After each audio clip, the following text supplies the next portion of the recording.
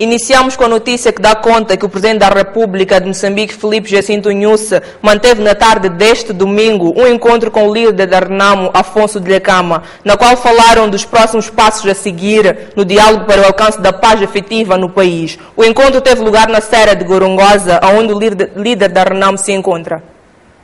Num comunicado distribuído no final da tarde deste domingo pelo Gabinete de Imprensa da Presidência da República, esta dá a conhecer que o Presidente da República, Filipe Jacinto Nyusi, e o Presidente da Renamo, Afonso Dhlakama, reuniram-se em Gorongosa.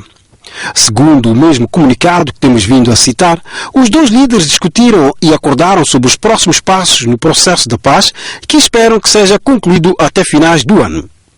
A Presidência da República dá ainda a conhecer que Nyusi e Dhlakama acordaram que iriam manter o seu diálogo e acompanhar de perto o trabalho das duas comissões, visando um novo encontro em breve para preparar os passos finais.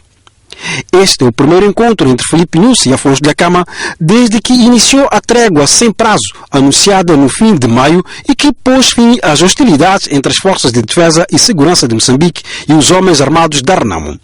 A 25 de junho último, o presidente moçambicano anunciou a retirada das Forças de Defesa e Segurança de 9 posições que ocupavam na Serra da Gorongosa no âmbito dos confrontos com o braço armado da Renamo.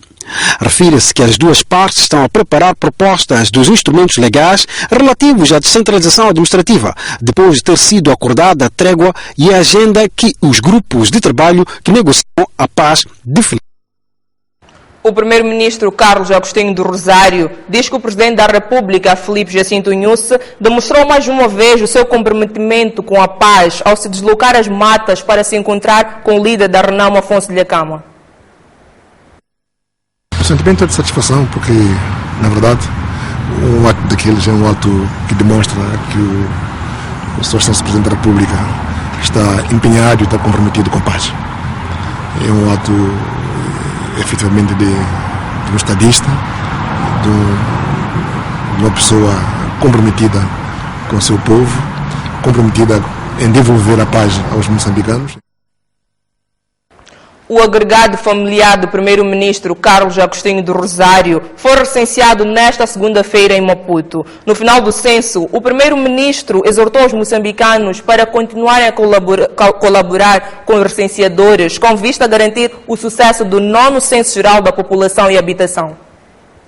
O primeiro-ministro Carlos Agostinho do Rosário e família foram recenseados na manhã desta segunda-feira em Maputo, no arranque da segunda e derradeira semana do 4º Censo Geral da População e Habitação. O ato foi dirigido por uma equipa liderada pelo presidente do Instituto Nacional de Estatística, Rosário Fernandes. No final, Carlos Agostinho do Rosário disse estar satisfeito com o ato ora concretizado, por isso encoraja os moçambicanos a continuarem a colaborar para o sucesso do 4º Censo Geral da População. Muito satisfeito por ter cumprido um dever de cidadão, um dever de prestar a informação necessária para o recenseamento, e a mensagem que eu dou a todos os compatriotas é que adiram a este processo, ao recenseamento, porque é um ato importantíssimo para que todos nós possamos saber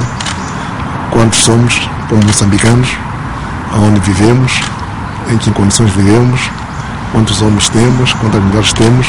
Tudo isso é bom para que possamos planificar melhor como gerar riqueza e como distribuir a riqueza no nosso país. Apelar a toda a gente, apelar a todos os cidadãos para que o façam em tempo útil e que não haja um mecanismo de politização deste ato e que todos nós aderamos ao censo 2017. Prevê-se que a operação do censo 2017 abranja perto de 5 milhões de agregados familiares e sejam registrados mais de 27 milhões de pessoas. Em 2007, o censo apurou que Moçambique tinha 20,8 milhões de habitantes. No entanto, a primeira semana do Censo Geral da População e Habitação 2017 foi marcada por boicotes perpetrados pelos recenseadores de alguns bairros da cidade de Maputo, devido à falta de pagamento de subsídios de alimentação e transporte. O recenseamento geral da população e habitação 2017 começou com o Presidente da República, Filipe Nyusi, que recenseou no Palácio Presidencial da Ponta Vermelha no dia 1 de agosto corrente, dia em que o processo arrancou. Irmãos, nossos filhos, que vão, da forma muito sacrificada, percorrer o território a recensear em todas as casas, em todas as famílias. Vamos fornecer a informação necessária. Isso vai ajudar não só para o planeamento de diversas atividades, mas também para termos a consciência exatamente dos investimentos que estão sendo feitos para um povo moçambicano, dirige-se a quem e a que objetos. Isso não é um ato meramente político, como se pode pensar, é uma necessidade. Tem um espaço, tem o seu terreno, onde reside, como reside, então facilita para, de fato, mais uma vez tornar-se um moçambicano completo. Depois do presidente, outras figuras da arena política nacional passaram pelo mesmo processo, tal como são os exemplos da presidente da Assembleia da República, Verônica Macamo, do vice-presidente da Assembleia da República, Yunus Ahmad, e do antigo presidente Joaquim Chissano, que também aproveitaram a ocasião para falar da importância do censo na definição de políticas públicas para o desenvolvimento do país. Quando eu estive no governo, as nossas estatísticas estavam fracas, não sabíamos muito bem, passávamos muito tempo sem sabermos muito bem dos dados estatísticos da nossa economia. Acho que era um pouco difícil fazer um planeamento correto, e acho que esse recenseamento vai ajudar a fazer esse planeamento correto. Também vamos medir o estado de pobreza, qual é o esforço que é preciso fazer para combater a pobreza, qual é o nível de pobreza absoluta, não absoluta, problema de habitação, a nossa agricultura, para que direção vai, etc. Portanto, todos os moçambicanos deviam fornecer, quanto mais dados fornecerem, mais se chegará a uma visão mais certeira, mais correta, mais objetiva de que nós todos precisamos. Portanto, todos devemos ir colaborar com os órgãos de recenseamento. Este ato é muito importante porque, só sabendo quantos somos, é possível planificar com mais exatidão, as ações tendentes a levar a cabo o processo de desenvolvimento da melhor forma possível, mas também é possível verificar quais são as continuidades que existem em cada local e, deste modo, também facilitar a planificação de ações para ultrapassar os desafios existentes. Porém, quando tudo corria de acordo com o desejado, vieram as paralisações e boicotes em alguns bairros da cidade de Maputo que marcaram a primeira semana do processo. As mesmas verificaram-se com mais gravidade nos distritos municipais de Campo Fumo e Camavota, na cidade de Maputo. Os recenseadores, formadores locais e controladores reivindicavam o subsídio de transporte e de alimentação que lhes teria sido prometido antes do início do processo. A nível do bairro da Machaquene B, os recenseadores só se fizeram ao terreno no dia 3 do mês corrente, por volta das 10 horas, depois de terem recebido o valor de 1.297 medicais cada um, correspondente à primeira parcela do salário. 30%. Aqui, Machaquene, não foram entregues porque boicotaram. Outros bairros, se vocês forem percorrer, cidadãos de verificar que já receberam e estão a trabalhar. Aqueles que entenderam qual que era a filosofia do pagamento, não tem problema. O processo que estamos a fazer agora é de fazer perceber que é assim como funciona aqui o mecanismo. Portanto, não é entregar todo o valor antes de ele trabalhar.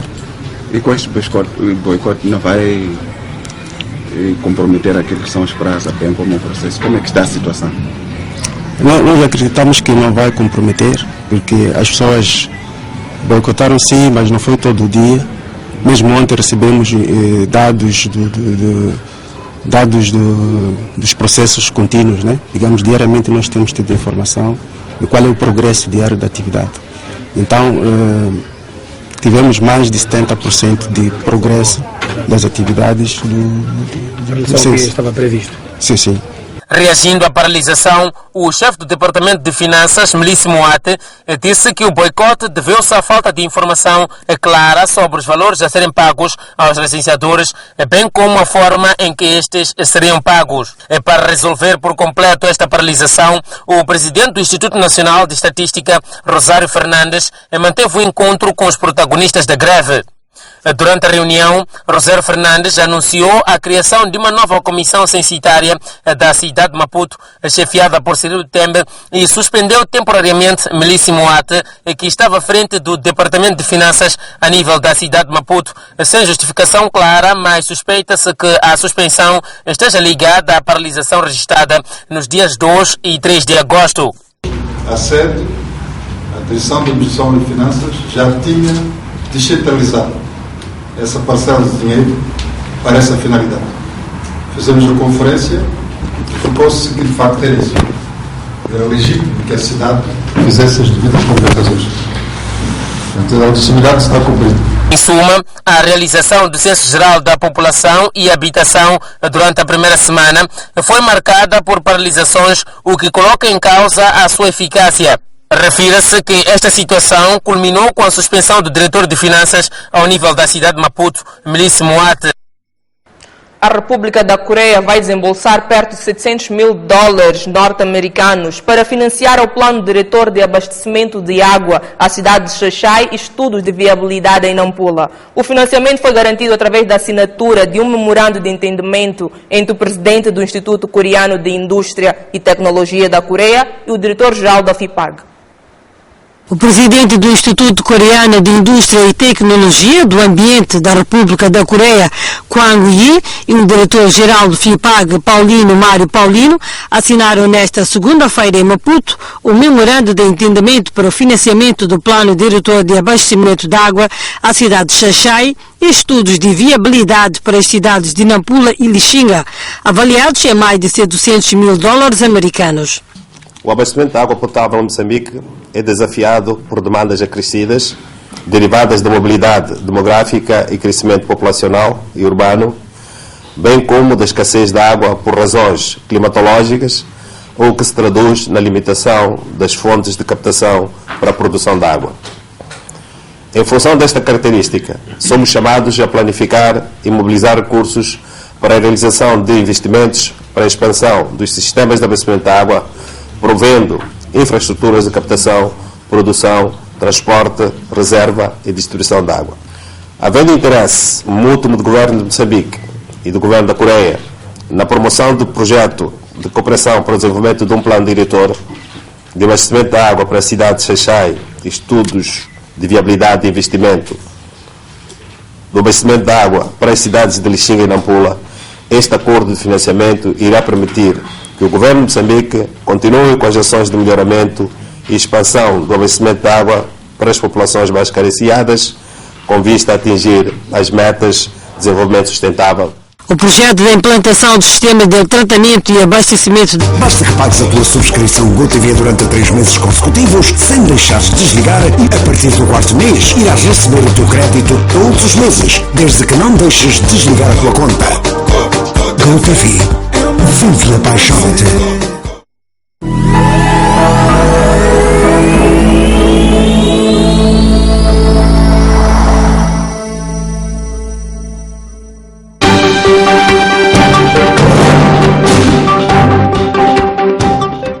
De regresso ao Jornal das 13. O presidente da Venezuela, Nicolás Maduro, caracterizou os acontecimentos deste domingo na base militar da Valência, no norte do país, como sendo um ataque terrorista e não uma tentativa de golpe militar.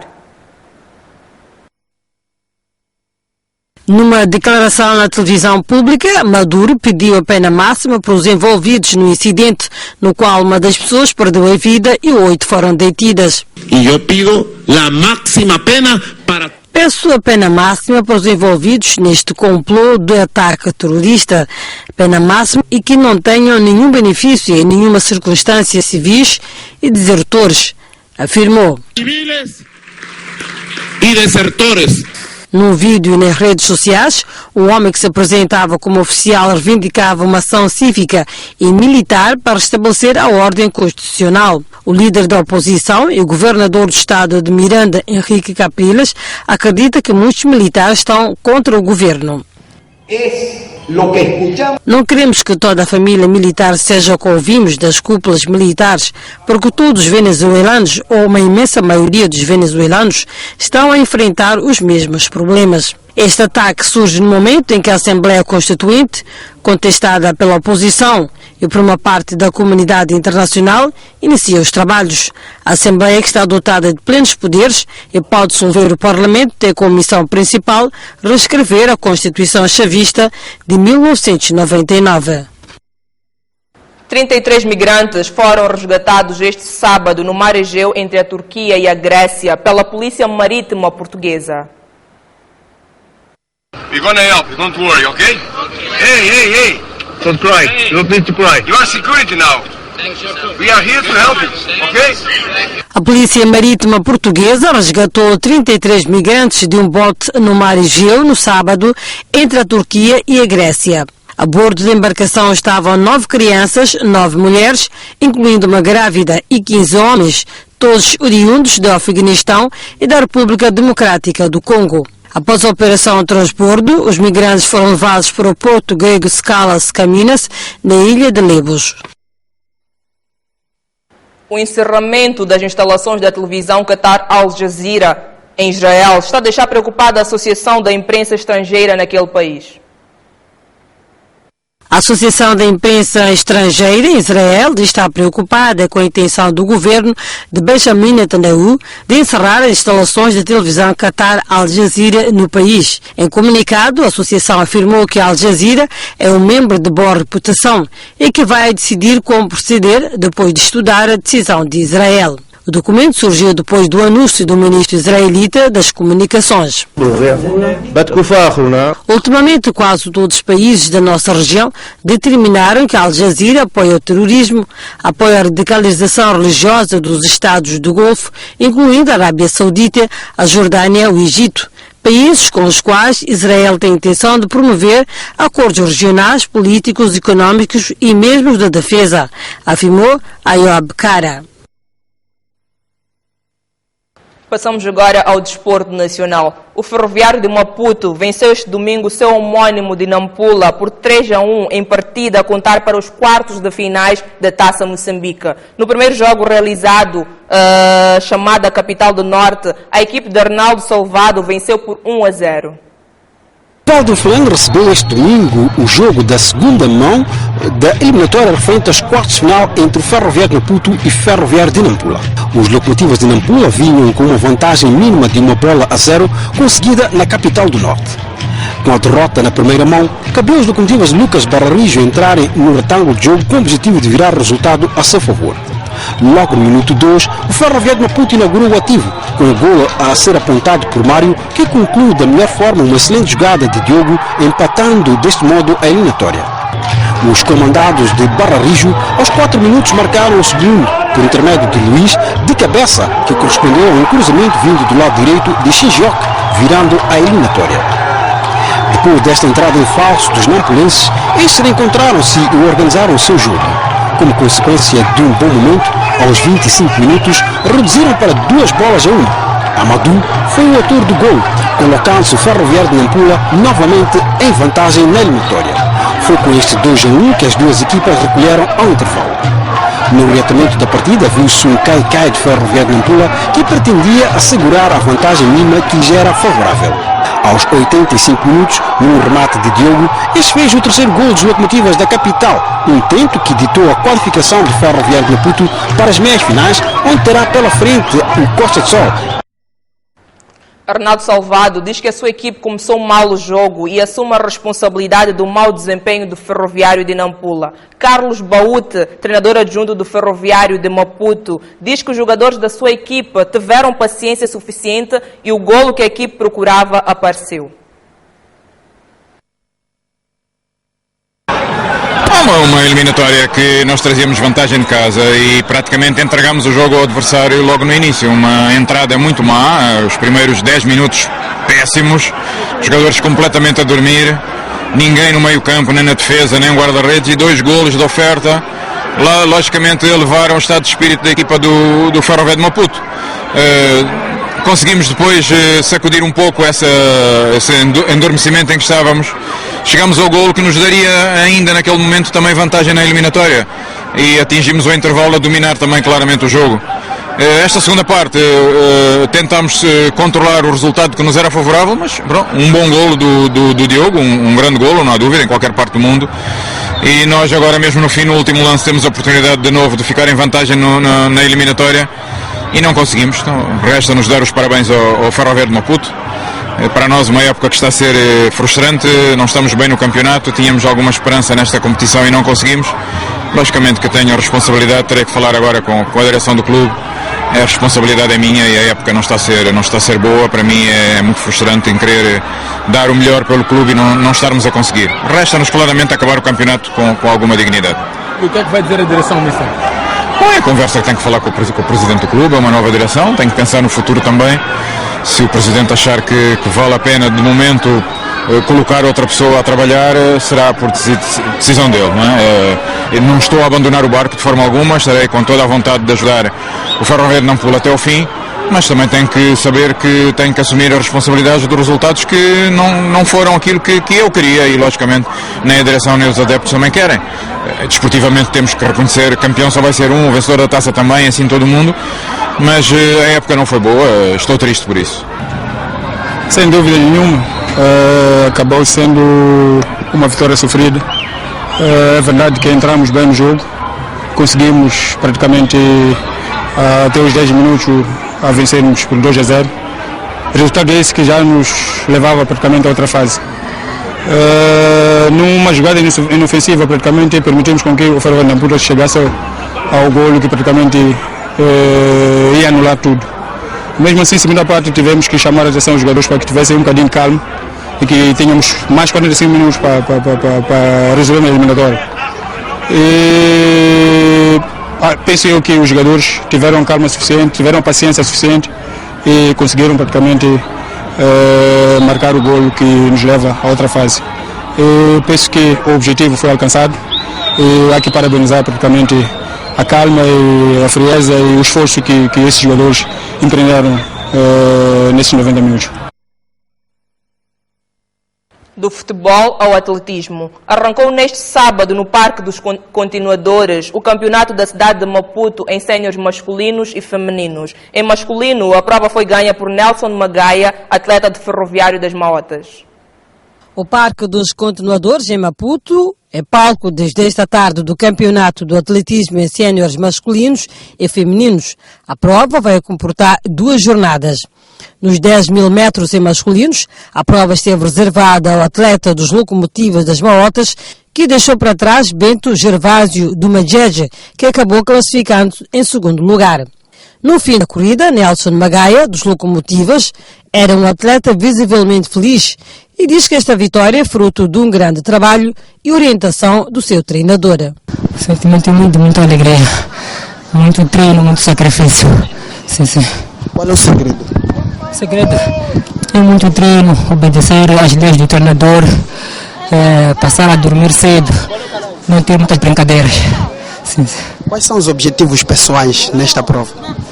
Os objetivos pessoais eram de alcançar os meus mínimos anteriores dos 30.15 que fiz em 2008. Nos 4 por 100 em estafeta, os militares venceram a prova. Falando em representação da equipa do Macheche, Salvador Chitonzo diz que o objetivo é passar a recorde que ostentam e conquistar o campeonato. O segredo é trabalho. É trabalho, mas acredito que na nossa equipe, além do trabalho, há talento. Há talento, sim. Quais são os objetivos da vossa equipe nesta prova? Nessa prova é conquistar o campeonato da cidade em séniores. Não tem alguma meta por passar além de conquistar a prova em si? Não querem bater alguns recordes? Alguns recordes. O recorde também foi um dos objetivos. Ainda não sabemos qual é o resultado, aí vamos saber depois para saber. Para qual também era o objetivo que nós queríamos. Em séniores femininos, as alvinegras venceram a prova dos 4 por 100 em estafeta.